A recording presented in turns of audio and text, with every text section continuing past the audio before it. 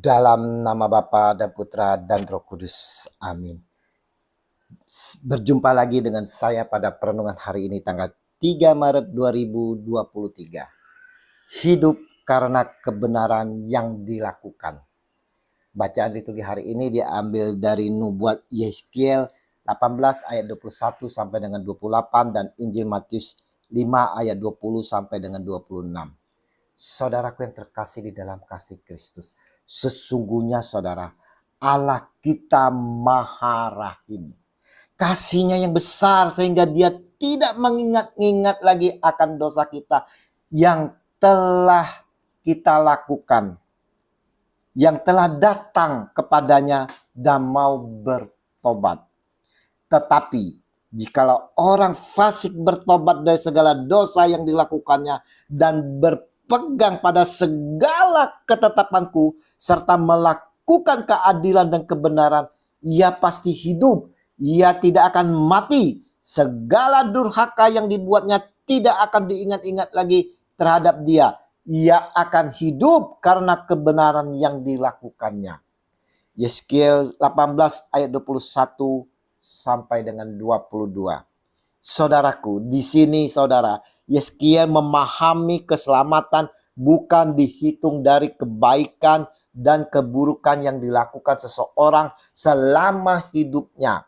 Keselamatan ditentukan dari akhir hidup seseorang ketika ia berjumpa dengan Tuhan. Pertanyaannya saudaraku yang terkasih, kapan kita akan berjumpa dengan Tuhan? Kita tak tahu kapan kita akan berjumpa dengan Tuhan, saudara. Yang terpenting bagi kita adalah hidup baik dalam kebenaran. Teruslah kita hidup dalam kebaikan, dalam kebenaran setiap saat, saudara. Bagi kita yang sadar telah berbuat dosa, segeralah bertobat.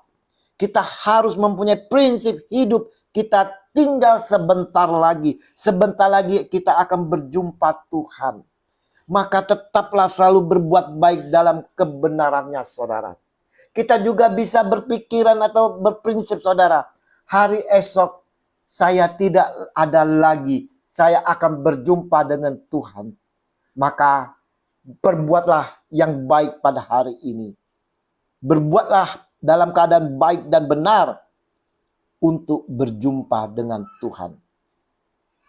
Hidup dalam kebenarannya ini tegaskan oleh Yesus dalam Injil hari ini.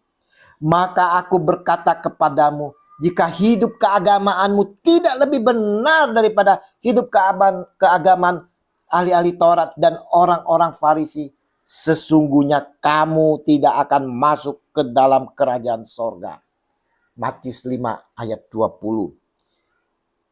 Yesus menghendaki dari kita, saudara, janganlah selalu berpakaian putih, tetapi kita tidak dapat menunjukkan kesucian kita itu sendiri. Janganlah kita ada amarah, benci, dendam terhadap sesama kita. Janganlah kita dengan sombongnya menunjukkan bahwa hidup kita telah benar.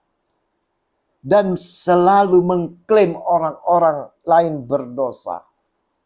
Yesus kembali menegaskan kepada kita semua hari ini.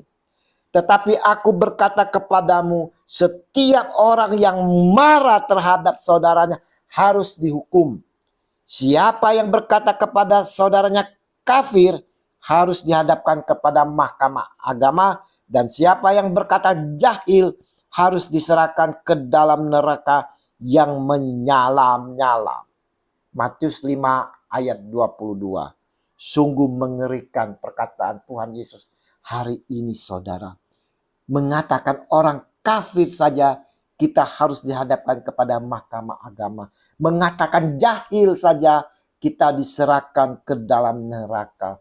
Ngeri sekali, saudara. Segeralah kita berdamai kepada saudara kita yang telah berselisih dengan kita, saudara. Janganlah kita pendam yang akan mendatangkan maut ini, saudara. Marilah kita mau berdamai, saudara.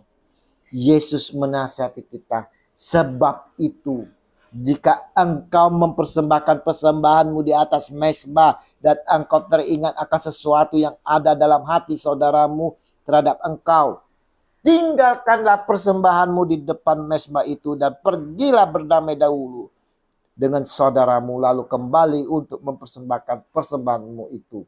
Matius 5 ayat 23 dan 24. Apakah kita masih menyimpan amarah, dendam, dan benci terhadap saudara kita, sesama kita, saudara?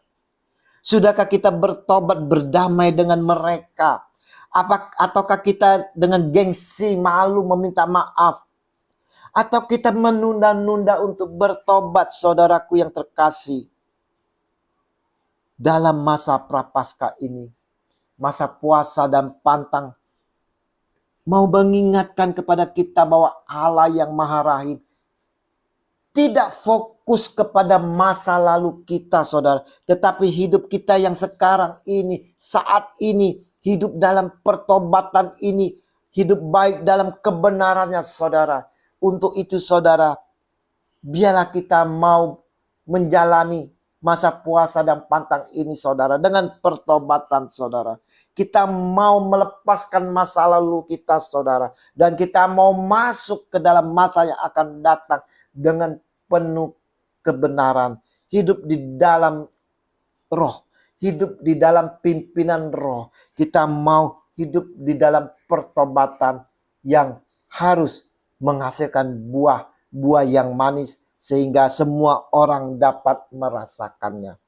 Jauhkanlah hidup kita dari kesombongan. Janganlah takut atas kesalahan dan dosa yang telah kita perbuat. Namun saudaraku yang terkasih, datang segera kepada Tuhan kita Yesus Kristus, dan mohon ampun darinya. Ingat saudara, Tuhan Allah kita penuh Maha Rahim. Dia melihat hidup kita saat ini dalam pertobatan, hidup baik dalam kebenarannya. Bertobatlah, bertobatlah, bertobatlah, saudaraku yang terkasih. Tuhan Yesus, aku datang kepadamu saat ini menyadari atas segala kesalahan dan dosaku, memohon belas kasih-Mu dan pengampunan dari-Mu atas segala dosa dan kesombonganku. Amin. Dalam nama Bapa dan Putra dan Roh Kudus. Amin. Shalom aleichem.